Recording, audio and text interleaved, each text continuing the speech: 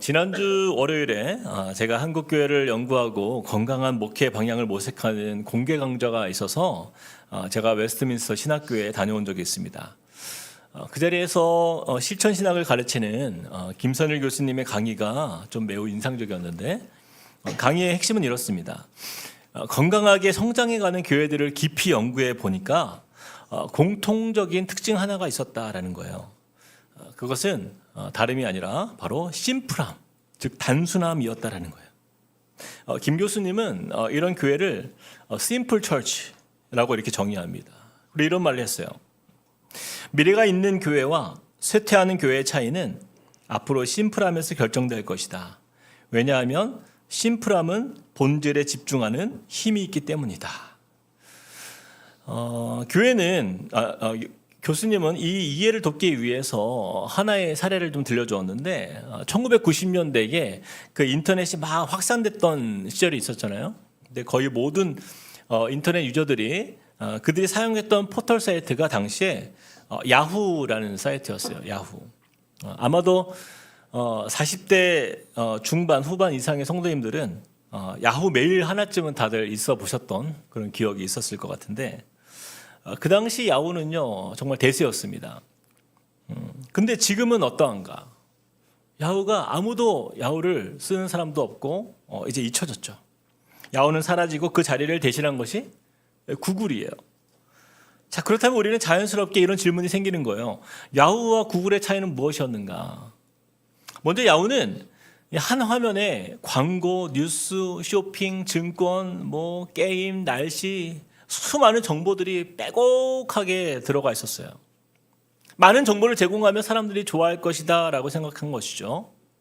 근데 반면에 구글은 첫 화면에 오직 검색창 하나만 있습니다. 바로 그 단순함. 여기서 오히려 사람들에게 명확한 목적과 집중을 가능하게 했다라는 거예요. 그 결과는 우리가 모두가 알 수 있듯이 이 단순함 속에 본질에 집중한 구글이 승리했다라는 거예요. 이것이 교회도 마찬가지라는 것입니다. 많은 복잡한 것들로 치장된 겉보기에 화려한 교회가 아니라 심플 처치. 그래서 이 심플 크리스찬, 복음의 본질에 얼마나 집중하고 있는가. 바로 이 심플함을 갈망하는 이 고민을 통해서 교회가 교회다움을 이루어갈 수 있고 또 성도가 성도다운 신앙의 삶을 이루어갈 수 있다는 거예요. 사실 이 크리스찬이 이 심플함의 본질을 추구해야 하는 이유는요, 예수님께서 그렇게 사셨기 때문이에요. 성경을 보면 예수님이야말로 이런 심플한 신앙을 추구하셨어요. 우리에게 이렇게 가르치셨는데, 예를 들어 보면 유대인들에게는 율법이 있죠. 이 모세 율법. 그 율법이 얼마나 많은 613개나 돼요.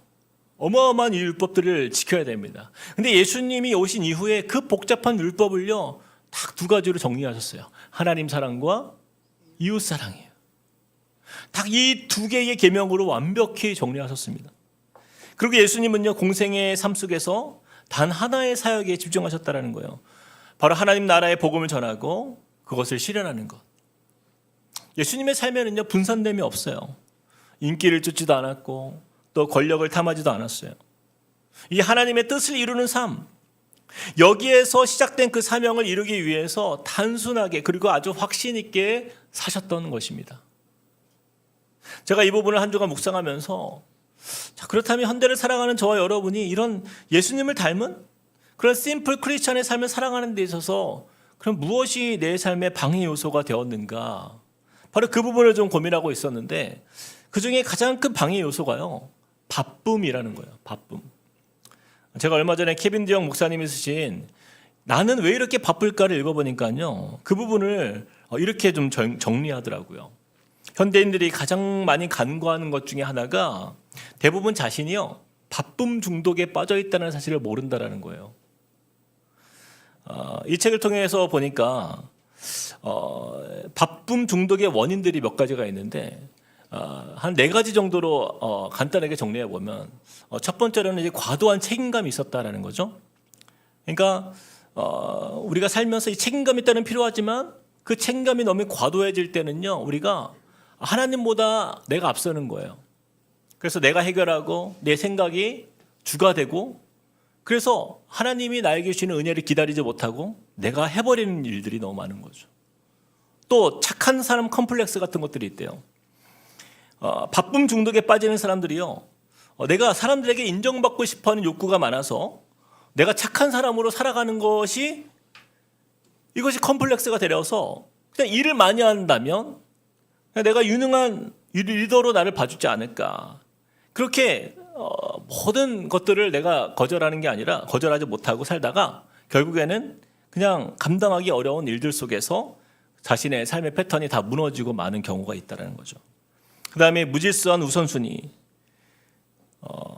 우리가 우선순위도 이것이 분명하게 정해져 있는 삶을 살아야 되는데 이것이 무질서한 거예요. 그러니까 하루의 우선순위에 대한 정돈됨이 없다 보니까 내가 가장 먼저 해야 할 큐티나 기도나 말씀이 다 뒤로 밀려지고 그냥 나에게 지금 당장 급한 일, 급한 연락, 행정적인 그런 수많은 일들이 먼저 손이 가는 거죠.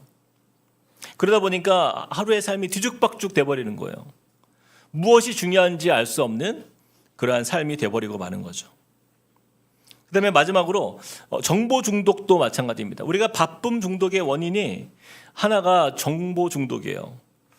여러분 공감하실지 모르지만 주변의 상황들이 나를 가만두지 않을 때가 얼마나 많습니까? 쉬지 않는 정보들이 끊임없이 나에게 들려집니다. 이 디지털 세상을 우리가 살아가고 있잖아요. 한 가지 예를 들면 저의 경우인데, 제가 왜 그런지 모르겠는데 성격상 이 핸드폰에 카톡 그 1표시가 남아있으면 견디질 못해요. 제가 그 꼴을 못 봅니다. 안 그러면 안 그러고 싶은데 이게 잘 안 돼요. 제가 이제 설교를 준비할 때도 보면 옆에다가 이제 카톡창을 항상 열어놓고 있는데, 설교를 준비하다가도 이 모니터 옆에 카톡이 뜨면요 반드시 열어봐야 돼요. 핑계를 대자면 제가 목회자다 보니까 뭐 언제 장례가 날지, 또 어떤 성도가 갑자기 뭐 입원을 하거나 어떤 어려움이 생기거나 여러 가지 그런 연락들이 이제 올 때가 있어서 항상 열어놔요. 그러다 보니까 문제가 되는 게, 제가 굳이 안 봐도 되는 뭐 광고나 뭐 단체 메시지 이런 것도 일이 남아있는 꼴을 못 봅니다. 이런 현상이 바쁨 중독 현상이래요. 이런 자잘한 분산된 내 마음이 누적되다 보면은 한 가지에 집중해야 할 것을 놓치게 만든다라는 거죠. 제가 이러한 제 자신들을 좀 이번 주에 좀 돌아보는 시간을 가졌습니다. 그러면서 제가요, 정말 중요한 본질, 바로 예수님과의 그 친밀함을 내가 얼마나 잘 붙들고 있는가.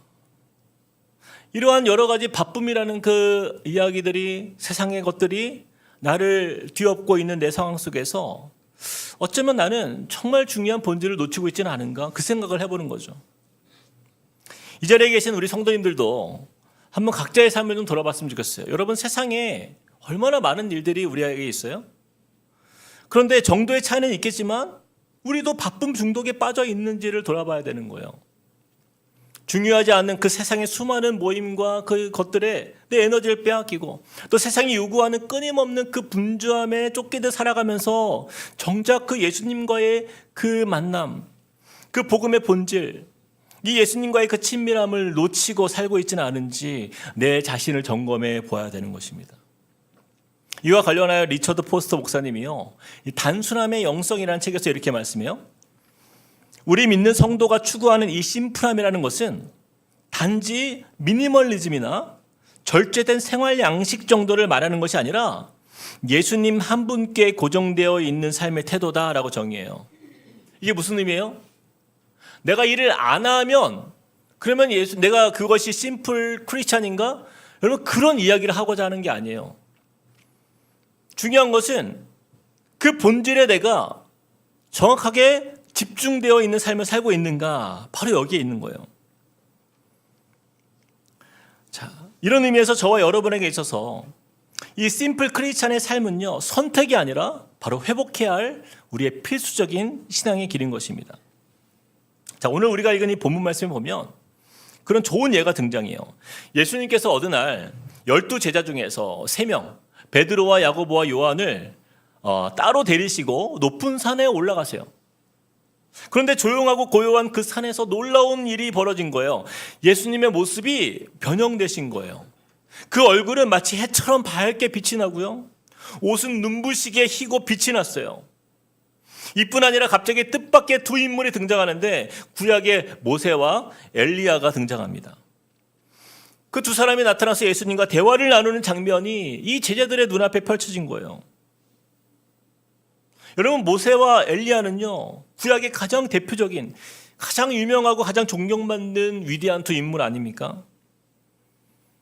제자들이 볼 때 이 환상적인 장면은요, 마치 천국에 와 있는 것 같은 그런 느낌을 드는 거예요.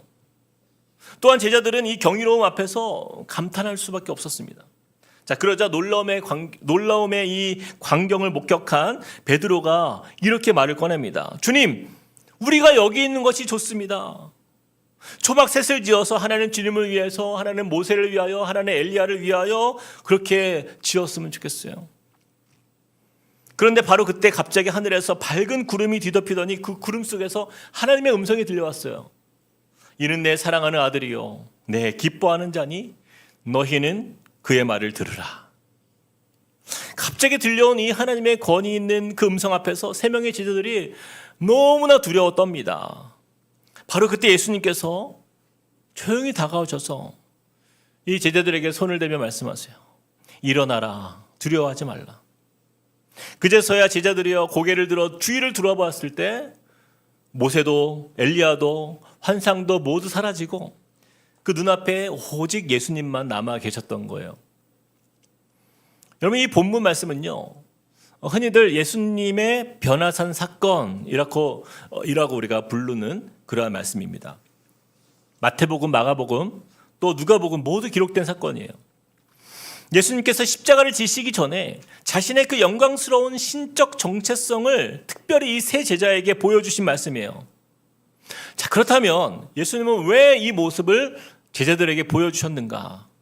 그 이유는요, 제자들에게 놀라운 환상을 체험해주기 위해서가 아니에요. 이 땅에 100% 인간으로 오신 예수님께서 100% 신성을 가지신 참 하나님이심을 제자들에게 드러내신 장면이에요.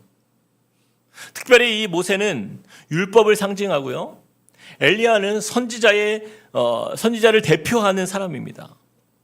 이 율법과 선지자를 완성하시는 분, 그분이 바로 메시아 아니에요? 바로 이 예수님이 메시아로서의 권위를 확증해 주시는 매우 특별하고도 의미 있는 하나님의 계시였던 거예요. 자, 그런데 모세와 엘리야와 예수님의 그 얼굴이 해처럼 빛나고 옷이 눈부시게 빛이 나는 모습을 보자 베드로가 했던 그 말, 그 고백을 우리가 좀 주의 깊게 보길 원해요. 보세요. 이 광경을 목격한 베드로가 이렇게 고백합니다. 4절 우리 한 번 더 같이 한번 읽어봅시다. 시작. 베드로가 예수께 여쭈어 이르되 주여, 우리가 여기 있는 것이 좋사오니 만일 주께서 원하시면 내가 여기서 초막 셋을 짓되 하나는 주님을 위하여, 하나는 모세를 위하여, 하나는 엘리야를 위하여 하리이다. 여러분, 이 베드로의 고백을 잘 보세요. 이 고백은 겉보기에는 마치 아주 열정 있는 헌신의 고백처럼 보여요. 근데 그 이면에는요, 이 바쁨 중독에 빠진 신앙의 중요한 두 가지 문제점이 담겨 있는 거예요. 우리가 오늘 이 부분을 집중적으로 좀 살펴볼 텐데, 이 베드로의 반응 속에서 나타난 이 바쁨 중독의 영적 문제를 우리가 좀 교훈 삼아서 무엇이 심플 크리스찬의 삶인지를 함께 우리가 좀 묵상해 보길 원합니다. 자, 첫 번째입니다. 베드로의 교훈을 통해 배우는 심플 크리스찬의 비결. 첫 번째 같이 한번 읽어볼까요? 시작. 사명을 망각한 안주형 신앙을 버리라. 사명을 망각한 안주형 신앙을 버리라. 4절에 보니까요, 이렇게 베드로가 이야기합니다. 베드로가 예수께 여쭈어 이르되 주여, 우리가 여기 있는 것이 좋사오니. 베드로는 지금 예수님의 그 변형된 모습을 눈앞에서 목격하고는 그 영광스러운 장면에 깊이 감격하여 이런 고백을 하는 거예요. 주님, 그냥 여기가 너무 좋습니다. 우리가 그냥 여기서 머물면 안 될까요? 예수님께 말씀드린 이 베드로의 반응에는 중요한 문제가 하나 있었어요. 그것은 바로 산 위에서의 경험을 목적지로 착각했다라는 거예요. 베드로는 지금 산 위에서 경험한 이 은혜로운 순간에 안주하려 했다라는 거예요. 여러분 생각해 보세요. 지금 산 아래에는 많은 사람들이 예수님과 제자들을 기다리고 있어요. 여전히 치유받아야 할 사람들이 있습니다. 회복이 필요한 상처 입은 영혼들이 있어요.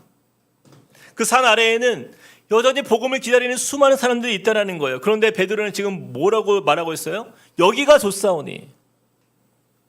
여기가 좋은 거예요. 나에게 주어진 사명을 잊고 그냥 산 위에서 거기서 안주하고 있는 거예요. 그러나 여러분, 산 위는요, 내가 머물러야 할 목적지가 아니라 잠깐의 머무는 자리인 거예요. 예수님은 그 산 위의 영광을 뒤로하고 산 아래 십자가의 길로 내려가시지 않습니까? 제자들도 마찬가지예요. 그 영광스러운 경험만을 붙들고 있는 삶이 아니라 복음의 사명을 위해서 세상 속으로 다시 나아가야 하는 것이에요. 여러분, 이것이 바로 심플 크리스찬의 삶입니다.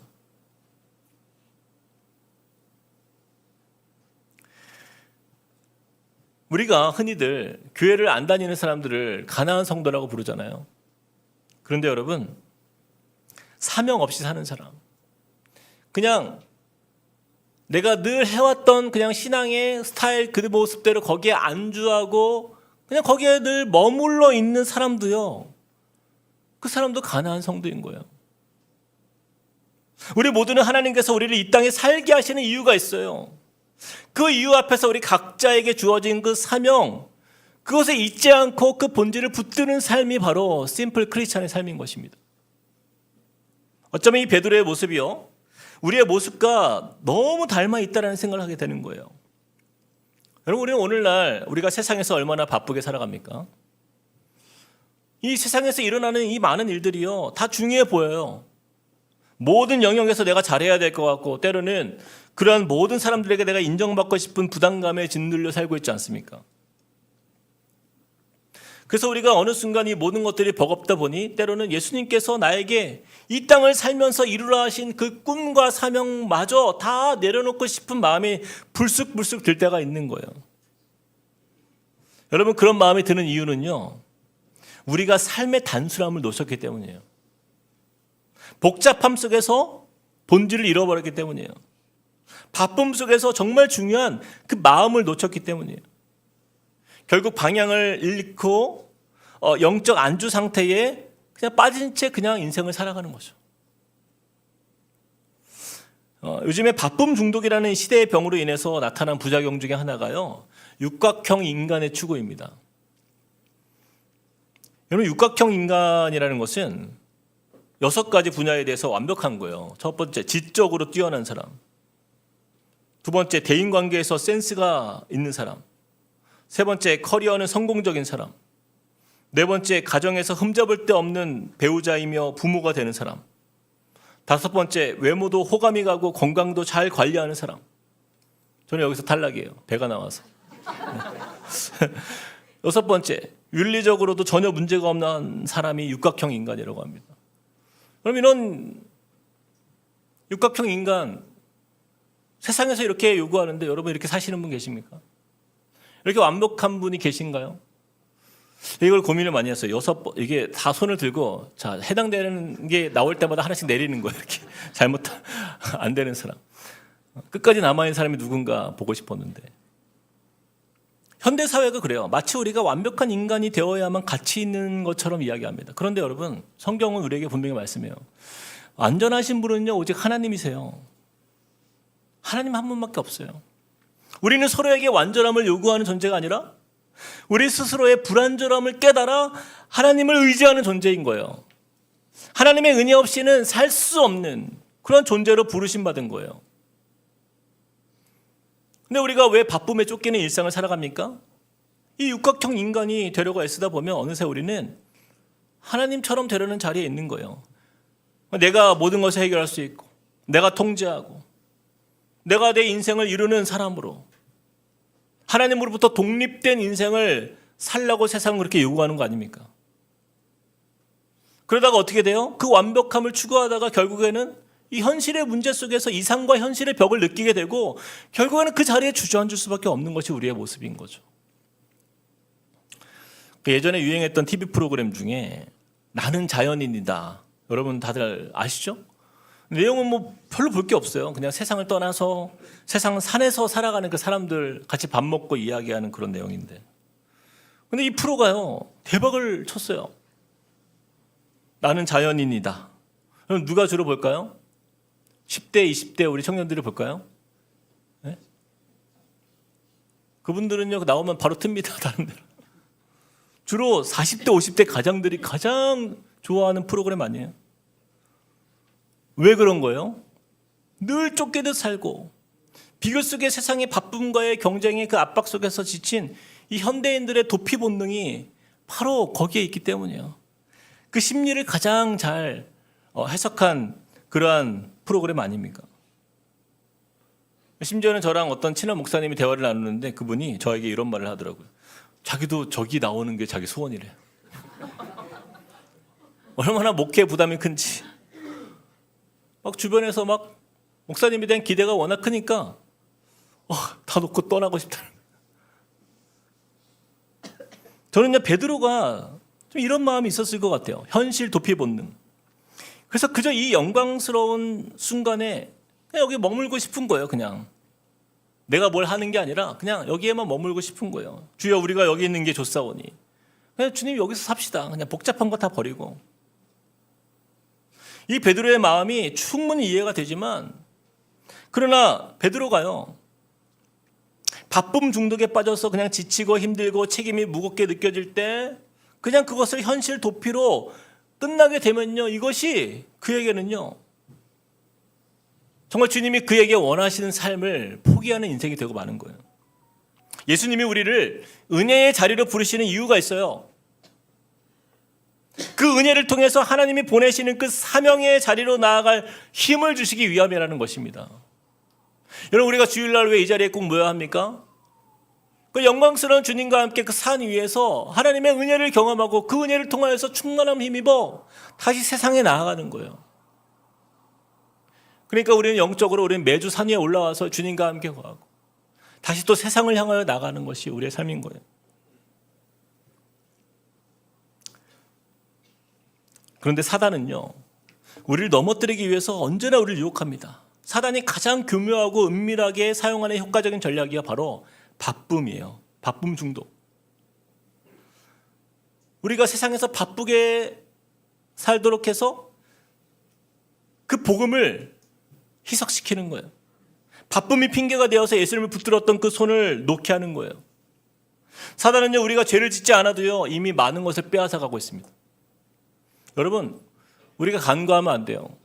내가 지금 죄를 안 짓는다고 해서 내가 사단에게 이기고 있다? 여러분, 그렇지 않아요.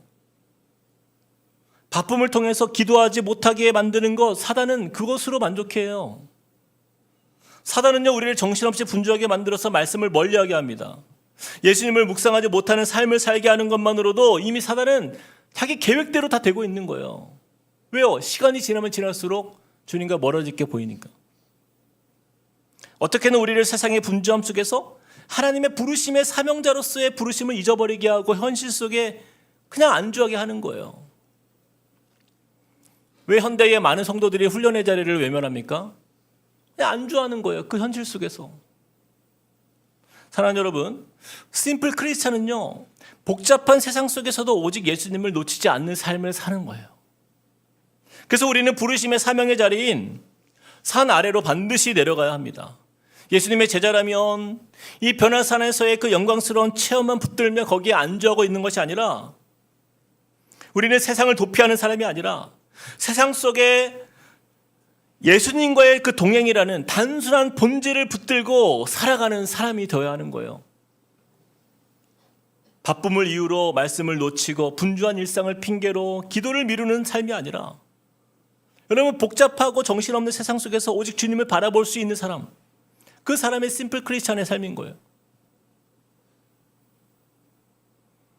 제가 예전에 설교 때 한번 언급했지만, 오래전에 그 미국의 윌러 크릭 철치에서 예배를 드린 적이 있었는데, 주일 예배가 맞춰질 때 참 어색하게 예배가 끝나요. 그렇게 은혜롭게 찬양하고 말씀 들었는데, 말씀을 마칠 때 보통 그래도 기도라도 하고 끝내야 되지 않아요? 근데 설교 딱 하더니 축도도 안 해요. 기도도 안 해요. 갑자기 인사하래요. Go to the world. 끝. 세상을 향해 나가십시오. 끝이에요. 불 딱 켜지고 다 나가래요. 오늘 받을 말씀, 이 은혜를 가지고 여러분 여기서 머물지 마십시오. 세상으로 가라는 거예요. 가서 바쁨 중독에 빠져 예수 없이 살아가는 사람들에게 그 복음의 본질을 붙들도록 그들에게 그 복음을 나누라 도전하는 메시지인 것이에요. 여러분 오해하지 마십시오. 심플 크리스찬의 삶은요, 심플한 삶을 위해서 모든 일을 버리라는 이야기가 아닙니다. 그건 미니멀리즘이에요. 우리는 다만 모든 일 가운데 무엇이 본질인지를 붙드는 거예요. 무엇이 부차적인 것을 분별하는 힘이에요. 그것을 위해서 주님의 음성에 귀를 기울이고 그분과의 친밀함을 유지하는 것. 그럼 이것이 바로 심플 크리스천의 능력인 것이에요. 그래서 예수님은 오늘도 우리에게 말씀하십니다. 7절. 예수께서 나와 그들에게 손을 대시며 이르시되 일어나라 두려워하지 말라 하시니. 이처럼 우리는 다시 일어나는 거예요. 산 아래로 다시 내려가는 것입니다. 가정으로, 일터로, 세상으로, 사명의 자리로. 그리고 부르신 곳에서 주님이 주신 그 은혜를 힘입어 복음의 단순함을 삶으로 실천하고 누리시는 삶. 저는 바로 그런 삶이 저와 여러분의 삶이 되시길 축복합니다. 자, 이어서 두 번째요. 자, 베드로의 교훈을 통해 배우는 심플 크리스천의 비결. 자, 첫 번째는 뭐였어요? 사명을 망각한 안주형 신앙을 버리라는 거. 두 번째는요, 같이 시작. 일 중심의 신앙을 버리라. 자, 베드로는 이 예수님의 변화라는 신비롭고 위대한 영광의 순간 앞에서 그 감격한 가운데 예수님을 바라보기보다는 지금 그가 무엇을 내가 해야지라는 행함에 대한 반응을 보입니다. 자, 4절에 보니까 이렇게 말씀해요. 베드로가 예수께 여쭈어 이르되 주여 우리가 여기 있는 것이 좋사오니 만일 주께서 원하시면 같이 읽어볼까요? 시작. 내가 여기서 초막셋을 짓되 하나는 주님을 위하여 하나는 모세를 위하여 하나는 엘리야를 위하여 하리이다. 예수님과 모세와 엘리야를 위하여 뭘 짓겠다고요? 초막을 짓겠다라는 거예요. 여러분 이 베드로의 모습은요 단순한 어떤 열정에서만 비롯된 것이 아니라 참 오늘날 많은 우리 성도들이 빠지는 그 일중심의 신앙의 단면이기도 합니다. 자, 그런데 베드로의 말이 마치자마자 이때 하늘에서 음성이 들려요. 베드로가 말할 때에 호련히 빛난 구름이 그들을 덮으며 구름 속에서 소리가 나서 이르시되 이는 내 사랑하는 아들이요 내 기뻐하는 자니 너희는 그의 말을 들으라 하시는지라. 하나님께서 하늘의 음성으로 말씀하십니다. 예수님이요 이는 내 사랑하는 아들이요 내 기뻐하는 자니 너희는 그의 말을 들으라. 지금 베드로는 이를 생각하고 있지만 하나님은 제자들에게 지금 너희와 함께 있는 예수님이 누군지를 주목하고 그의 말을 들으라 말씀하고 있는 거예요. 다시 말해서 다른 어떤 일보다 예수님을 향한 시선을 놓치지 말라 이렇게 말씀하는 거예요. 성경에 보면 이와 비슷한 예가 또 있는데 예수님께서 마르다와 마리아를 통해서 보여주신 이 말씀을 우리는 좀 주목할 필요가 있어요. 누가복음 10장에 보면요. 이 예수님께서 마르다와 마리아의 집에 방문하셨어요. 그때 마르다는요. 분주하게 음식을 막 준비하며 일에 집중합니다. 그러나 마리아는 예수님의 그 발치에 앉아서 예수님을 바라보며 말씀 듣는 것에 집중합니다. 그러자 마르다가요. 자신의 바쁜 일을 돕지 않는 이 마리아에 대해서 불만을 제기해요. 예수님께 불평합니다. 자, 그때 예수님이 이렇게 말씀하세요. 누가복음 10장 41절 42절. 주께서 대답하여 이르시되 마르다야 마르다야 내가 많은 일로 염려하고 근심하나 몇 가지만 하든지 혹은 한 가지만이라도 족하니라. 마리아는 이 좋은 편을 택하였으니 빼앗기지 아니하리라 하시니라. 자, 예수님이 마르다에게 말씀하신 것은요. 바로 이 심플 크리스천이 되라는 도전이에요. 마르다야 마르다야 내가 많은 일로 염려하고 근심하나. 바쁨 중독에 빠져 있는 거죠. 몇 가지만 하든지 혹은 한 가지만이라도 족하니라. 이 말씀은요. 주님을 위해서 일하는 것이 중요하지 않다라는 이야기가 아니에요. 절대 오해하지 마시기 바랍니다. 이 말씀 듣고 여기까지 막 하고 막 졸다가 이 말씀만 딱 듣고 내가 바쁘구나. 내가 교회 사역을 다 내려놔야 되겠다. 그런 이야기가 아니에요. 여러분 성경은요. 일에 대한 중요성을 말씀해요. 야고보 사도는요. 행함이 없는 믿음은 죽은 믿음이라고 했어요. 예수님과 제자들도 복음을 전하고 병자를 고치며 정말 바쁜 일정을 보내시면서 공생애를 보내셨어요. 예수님 정말 바쁘게 사셨어요. 그렇다면 마르다의 문제가 무엇이었냐라는 거예요. 여기서 문제는 시선의 상실입니다. 마르다가 하는 일은 굉장히 귀한 일이에요. 그런데 그 귀한 일들 속에서 마르다가 불평이 일어났었던 것은 시선이 상실되었기 때문이에요. 마르다는 처음엔 예수님을 향한 사랑과 기쁨으로 섬김의 일을 시작했을 거예요. 그런데 시간이 지나면서 그 일에 집중하다 보니까 예수님이 그 자리에 계신 의미를 잊어버린 거예요. 다시요. 시간이 지날수록 그 일에 집중하다 보니까 그 자리에 계신 예수님의 의미를 잊어버린 거예요. 결국 마음의 여유를 잃고 섬김은 부담이 되었고 사람의 일이 돼버리는 거예요. 그 부담은 사람에 대한 불평으로 이어져 버린 거예요. 여러분, 이 모습이 오늘날 우리의 모습과 너무나 닮아있지 않아요? 처음에는 주님을 향한 사랑과 감사로 섬김을 시작했는데 시간이 흐르면서 사람에 대한 실망, 과도한 어떤 그런 마음의 기대, 사역의 피로감, 기쁨이 사라지고 막 불평과 낙심이 내 안에 가득 쌓여갑니다. 근데 이럴 때 우리가 꼭 들어야 할 하나님의 음성이 있다는 거예요. 이는 내 사랑하는 아들이요 내 기뻐하는 자니 너희는 그의 말을 들으라. 일보다 더 중요한 것은 예수님과의 관계가 먼저라는 거예요. 그의 말을 들으라. 예수님께 다시 시선을 고정하라는 하나님의 부르심의 말씀인 거예요. 그래서요, 우리의 시선이요 주님께 고정되는 것이 바로 심플 크리스찬의 삶인 것입니다. 복잡한 감정, 어지러운 현실, 이 바쁜 어떤 일정 속에서도 우리는 예수님을 명확하게 바라볼 수 있는 것, 이것만이 우리의 삶의 문제 해결인 거예요. 자, 그런데요, 제자들의 반응을 보세요. 6절에서 7절. 제자들이 듣고 엎드려 심히 두려워하니 7절. 예수께서 나와 그들에게 손을 대시며 이르시되 일어나라 두려워하지 말라 하시니. 자, 8절 같이 한번 읽어보겠습니다. 너무 중요한 말씀이에요. 시작. 제자들이 눈을 들고 보매 오직 예수 외에는 아무도 보이지 아니하더라. 오직 예수 외에는 아무도 보이지 아니하더라. 여러분, 이것이 바로 심플 크리스찬의 영적 상태인 것입니다. 세상에 많은 사람과 소리들이 들려요. 분주합니다. 그러나 그 가운데서 오직 예수만 바라볼 수 있는 것. 여러분, 이것이 하나님께서 원하시는 제자의 모습인 거예요. 그러므로 변화산에서 예수님의 영광을 목격한 베드로와 요한과 야고보는요, 그곳에서 경험했던 그 은혜를 그들은 깊이 새겼고 예수 외에는 아무도 보이지 아니하더라. 이것이 주는 그들에게 삶의 메시지가 분명했어요. 결국 그들의 삶은요, 예수님께 고정하는 인생으로 점점 변해갑니다. 베드로는 어때요? 혈기가 넘쳐났고 자기중심의 삶을 살았던 그였지만 이후에 그는요, 사명의 자리를 끝까지 지킨 충성된 사도가 됩니다. 요한은 어떤 사람이에요? 여러분, 사도 요한만큼 분노가 많은 사람이 없어요.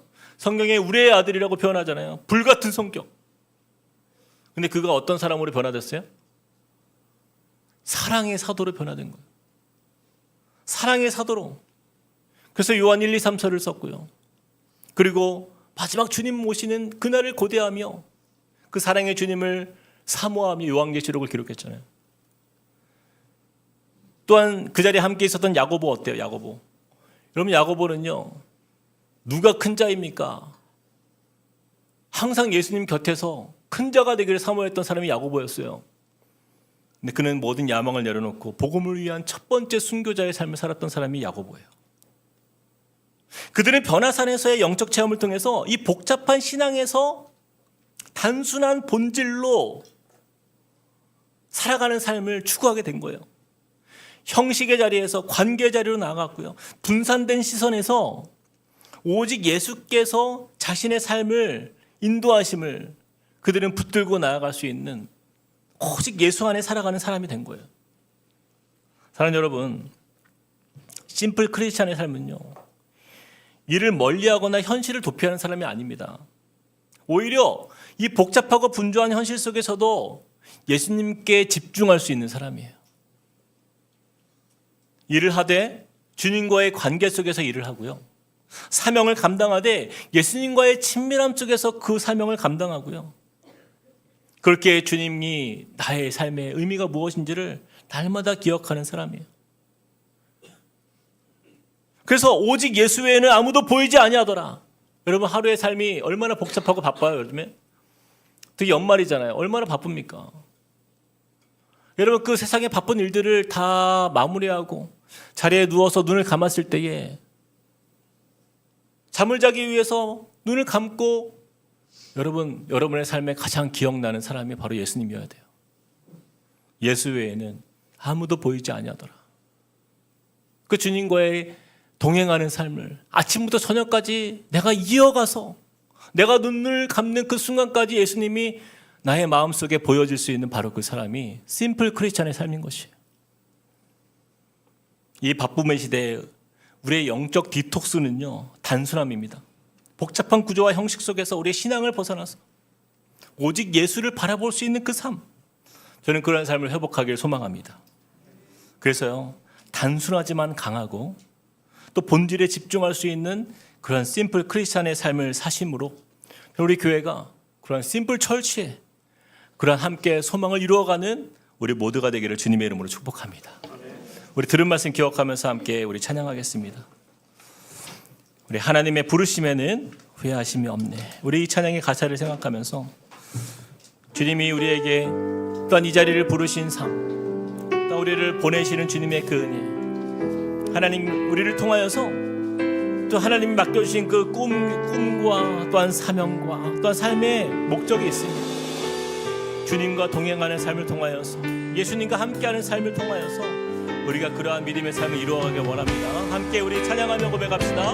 하나님의 부르심에는 후회하심이 없네.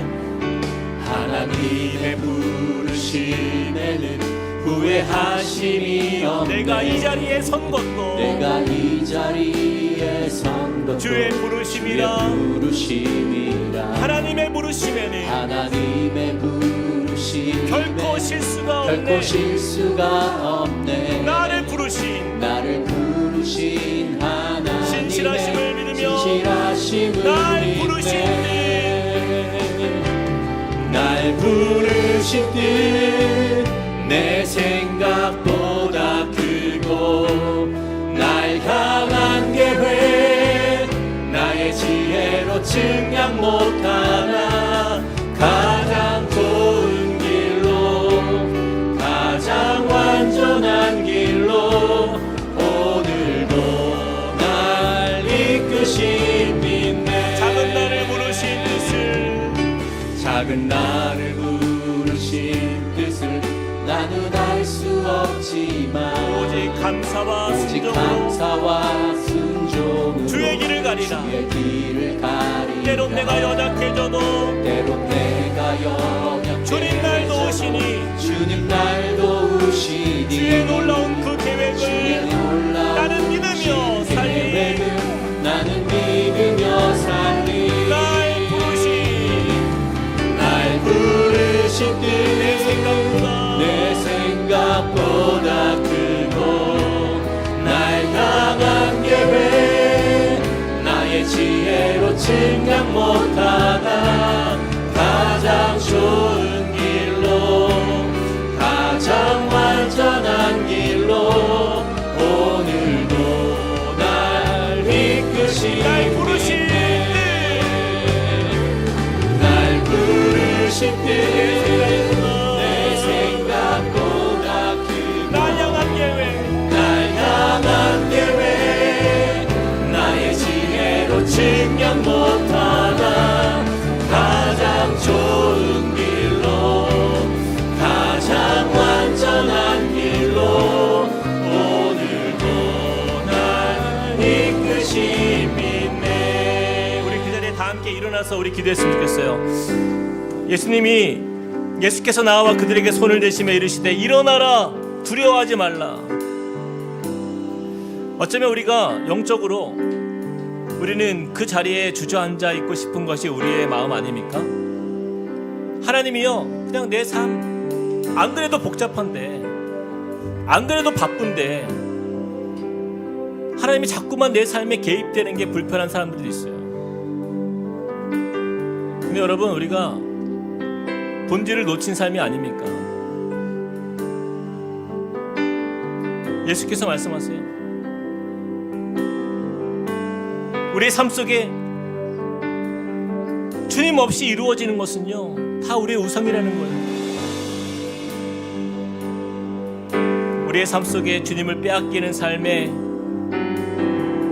우리가 무감각해진다는 것은요, 정말 사단이 우리의 삶을 조금씩 무너뜨리고 있는 것입니다.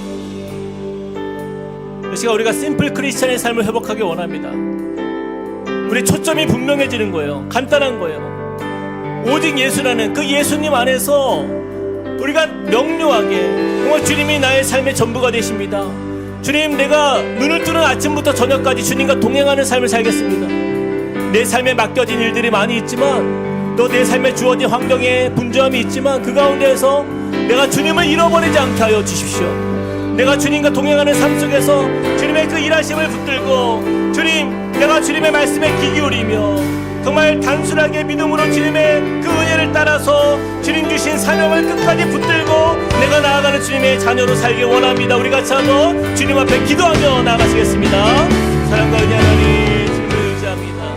하나님, 우리의 삶에 오직 예수 외에는 아무것도 보이지 않는 하나님 그러한 인생을 살기 원합니다. 우리가 바꾸고 분주한 현실 속에서 하나님, 우리가 잃어버렸던 믿음, 잃어버렸던 신앙, 하나님, 어쩌면 우리의 마음에 하나님 세상의 것들이 우리의 귀를 어둡게 하고 주님을 바라보지 못하게 했던 하나님 그 모든 우리의 연약함을 주 앞에 아뢰오니, 주님, 우리가 믿음의 자리에서 사명의 자리로 하나님 우리가 부르심을 따라 나아가는 주님의 자녀로 살게 하여 주시옵소서. 하나님, 우리가 신실한 주님을 따라서 담대하게 나아가는 주의 자녀 되길 원합니다. 하나님, 맡기신 사명을 끝까지 감당하도록 은혜 주시고, 하나님의 꿈이 내 삶에 하나님 우리와 함께 이루어지는 믿음의 삶이 되게 하여 주시옵소서. 하나님, 우리가 놓치고 있었던 수많은 우리의 삶의 연약함들이 있습니다. 하나님, 이것을 우리가 아버지를 간구하며 하나님 그것을 그냥 안주하며 현실에 머물러 있었던 우리의 생각과 우리의 마음이 다시 주님 말씀으로 조정받게 하여 주시고, 하나님, 주님이 우리의 삶의 능력이심을 고백하며 주님 믿음을 따라 하나님 주님을 바라보는 예수로 살아가는 하나님 그런 하나님의 자녀가 되게 하여 주시옵소서. 하나님, 오직 예수가 하나님 나의 삶의 능력임을 고백합니다. 하나님, 신실한 주님과의 그 은혜의 감동이 우리의 삶을 멈추지 않게 하여 주시고, 하나님 주님만을 의지하는 주의 백성으로 살게 하여 주시옵소서. 우리 같이 고백하며 찬양하겠습니다. 무명이어도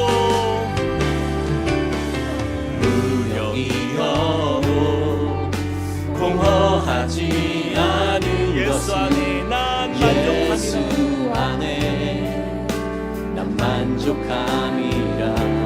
가난하여도 부족하지 부족하지 않은 것은 부족하지 않은 예수 안에 것은 오직 나는 예수 안에 구요함이라. 오직 나는 구요함이라. 난 예수로 예수로 충만하네. 난 예수로 충만하네. 난 예수로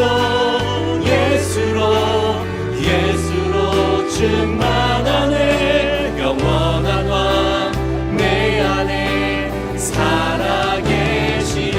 고난 중에도 견뎌낼 수 있는 것은 고난 중에도 견뎌낼 수 있는 것은 주의 계획 믿기 때문이라.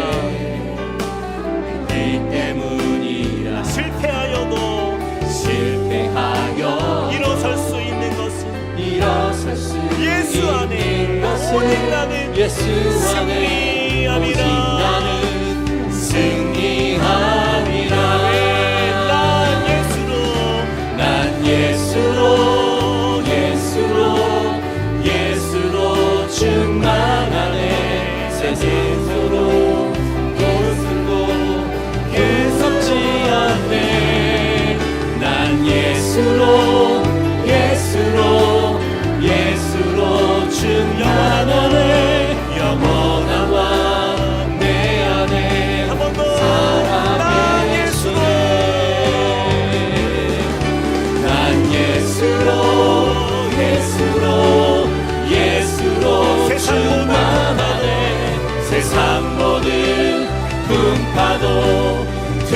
변치 않네. 난 예수로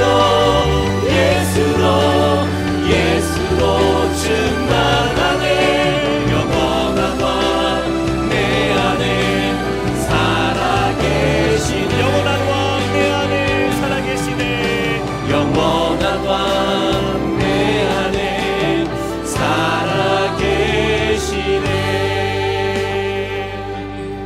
제자들이 눈을 들고 보매 오직 예수 외에는 아무도 보이지 아니하더라.